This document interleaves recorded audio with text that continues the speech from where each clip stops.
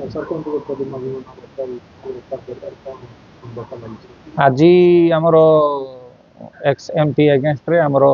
DW जी रवींद्र पालक आज अच्छा सी गोटे रिपोर्ट देइछंती